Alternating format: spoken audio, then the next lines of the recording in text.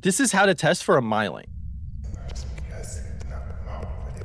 No, I'm just kidding. Please do not do this. However, if you were basing the Myling test on the journal entry that says that they are known to make paranormal sounds more frequently, you would probably think to use a paramic. However, in my time of playing this game, I found this to be completely unreliable. I've had Mylings that have not whispered into the paramic at all, and I've had ghosts that whispered in it a lot that made me think, oh, hey, this is probably a Myling, and it turns out not to be. There is, however, a better way to test for a Myling, and that's what we're going to go over now, and it's going to be more based on the strength of the Myling, which states that they are known to be quieter when hunting, which this is what that's actually going to look like.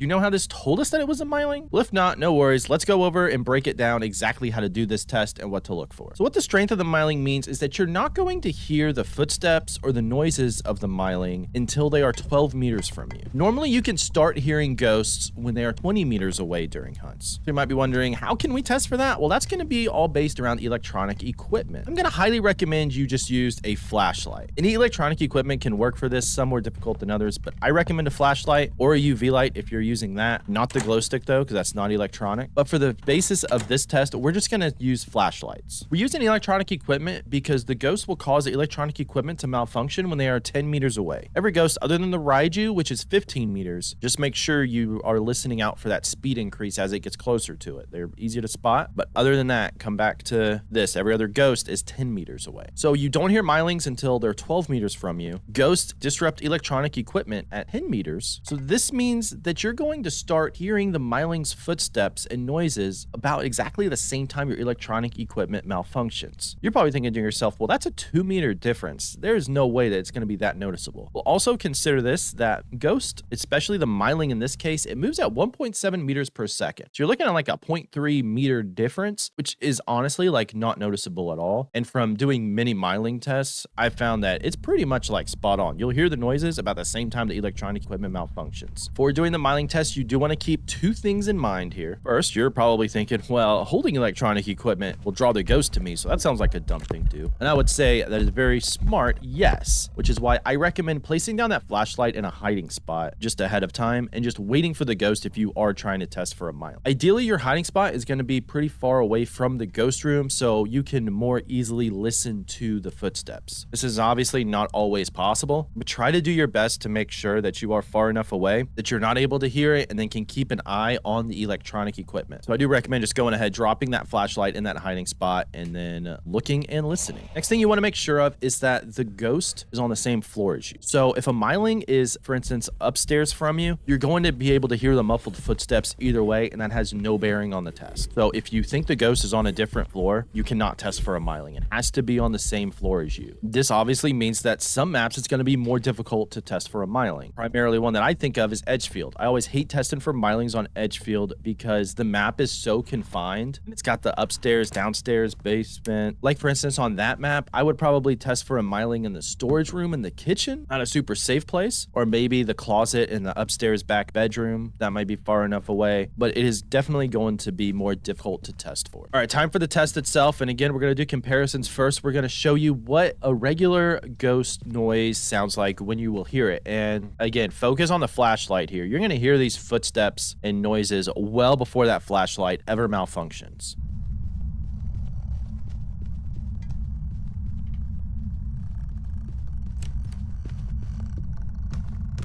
Yeah, you could easily hear those sounds before the flashlight malfunctioned. Now let's look at what a Myling is. And again, focus on the electronic equipment malfunctioning and listening for the footsteps.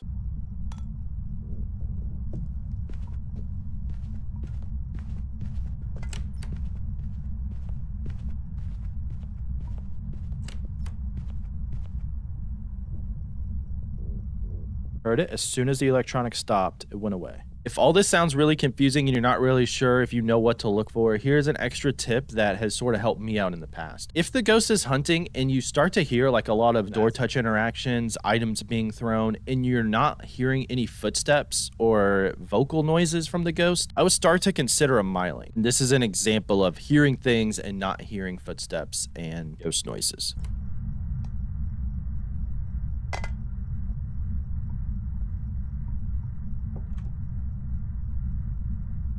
Now, Mylings actually share two pieces of evidence with the Jinn, that being EMF5 and UV evidence. So if you were playing a nightmare game and you had both of those evidences, you may have to test for both of these ghosts at the same time. Lucky for you, you can click or tap the screen now, as I have a guide going over how you can master the Jinn test. Thanks for watching, everybody. Happy hunting, and I will see you in the next one.